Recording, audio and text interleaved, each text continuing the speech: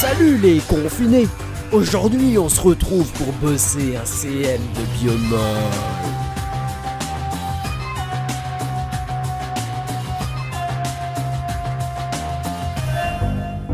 Vous l'aurez compris, on va travailler sur la traduction. C'est l'étape qui précède la transcription de l'ARN messager. Mais on va revoir tout ça. Let's go! La traduction, c'est l'étape de synthèse de protéines. Qu'est-ce qu'une protéine? C'est un enchaînement d'acides aminés qui sont liés entre eux par des liaisons peptidiques. Un acide aminé est toujours construit de la même façon. Vous avez un groupement amine, un hydrogène, un groupement acide et le radical, qui varie selon l'acide aminé. Une liaison peptidique est une liaison qui s'établit entre le groupement acide et le groupement amine.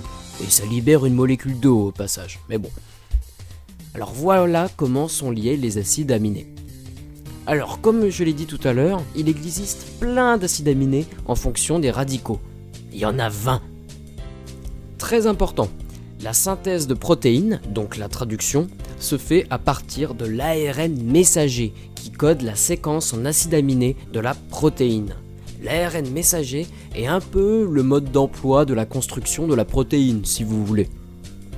Et donc, petit rappel, l'ARN messager est produit à partir de l'ADN grâce au phénomène de transcription qu'on avait déjà abordé la semaine dernière. Je vous laisse aller voir la vidéo si vous ne l'avez pas encore vue.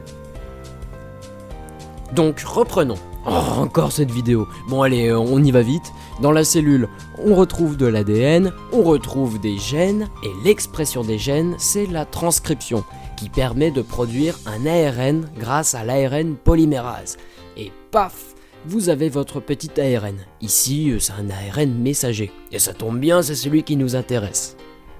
Cet ARN messager va donc être utilisé pour la synthèse de protéines. Mais avant ça, il va subir une étape importante, l'épissage. C'est un mécanisme qui permet de retirer les séquences non codantes de l'ARN messager. Donc là, vous avez votre ADN, et grâce à la transcription, vous avez votre ARN messager. Cet ARN contient donc des régions codantes qu'on appelle exons. Ces régions seront indispensables à la synthèse de protéines. Et des régions non codantes, ce sont les introns. Ces introns vont donc être retirés de l'ARN messager, c'est la maturation de l'ARN messager, et il est prêt à être traduit. Alors petite information importante, depuis tout à l'heure on parle d'ARN messager, mais en réalité le terme ARN messager est vrai uniquement lorsqu'il est mature, donc quand les introns sont retirés. Ainsi, on parle d'ARN pré-messager lorsque la transcription vient de se terminer et que l'épissage n'est pas encore fait. Voilà. Donc, une fois mature, l'ARN messager quitte le noyau, chez les eucaryotes, en direction du cytoplasme. C'est ici que se fera la traduction. Comment l'ARN permet-il la synthèse d'acides aminés? Eh bien, en fait, la séquence en acides aminés des protéines est déterminée par le code génétique, que vous retrouvez juste en dessous. Et qu'est-ce que c'est? En fait, l'ARN messager est composé de nucléotides. Ok. Mais 3 nucléotides est égal à 1 codon, par exemple AUG.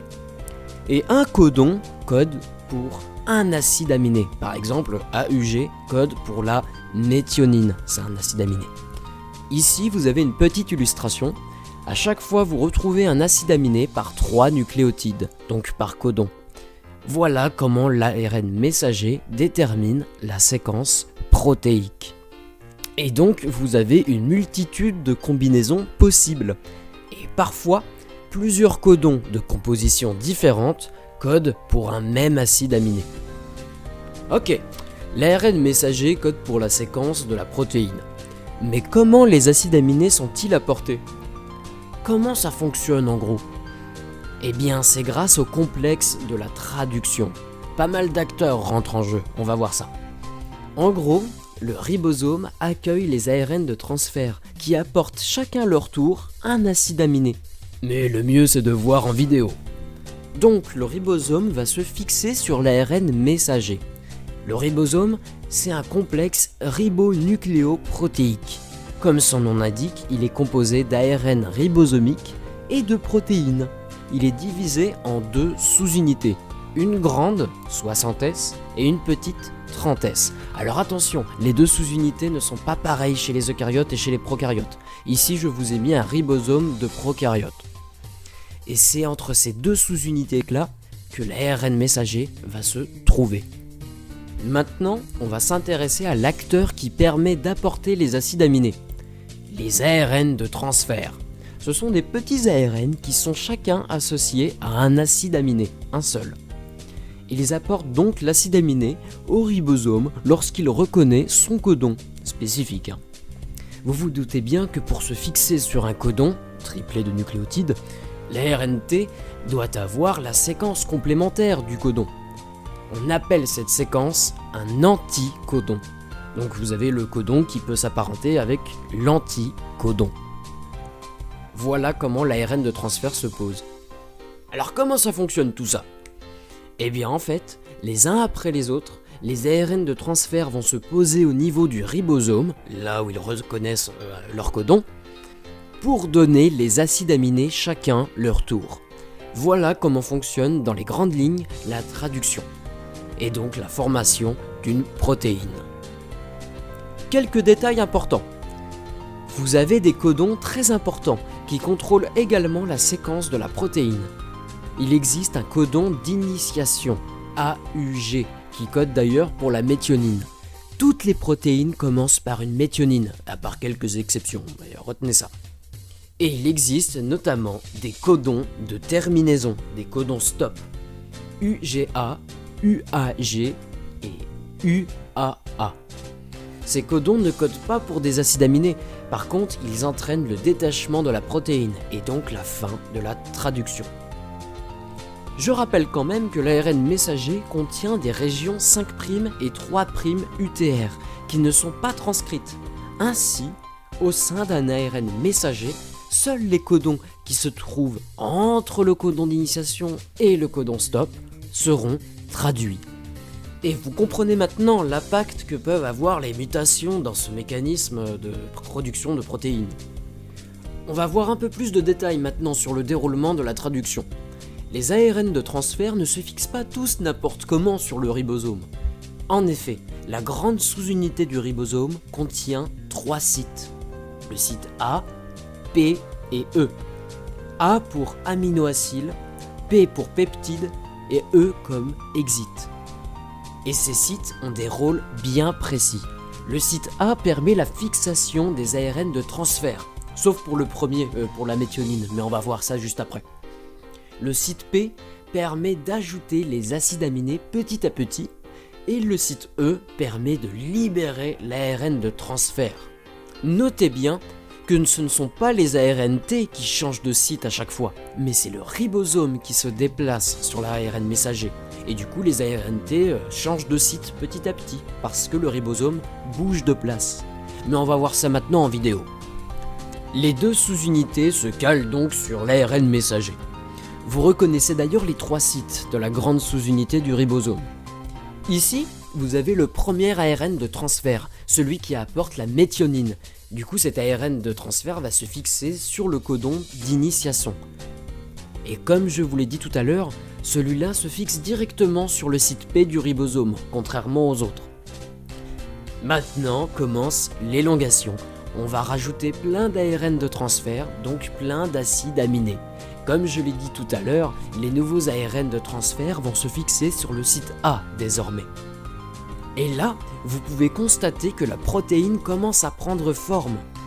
Le ribosome se décale, et donc on retrouve notre premier ARN de transfert, qui a apporté la méthionine, qui se retrouve du coup dans le site E, exit. Et du coup, il se barre. Il va boire un coup au Golgi, il va faire sa vie quoi. Et ainsi de suite. Nouveau ARNT sur le site A, on rajoute l'acide aminé sur la protéine, on décale le ribosome, on vire un ARN de transfert, et on en recrute un autre, etc., etc., etc. Tout ça plein de fois jusqu'à ce que le ribosome rencontre un codon stop au niveau du site A. À ce moment-là, un facteur de terminaison se fixera sur ce codon, ce qui aura pour effet de briser le mécanisme de traduction et de libérer la protéine. Voilà. Donc, on récapitule tout. Pour la synthèse de protéines, vous avez votre ADN qui contient l'information génétique, dont la séquence de la protéine qu'on veut produire.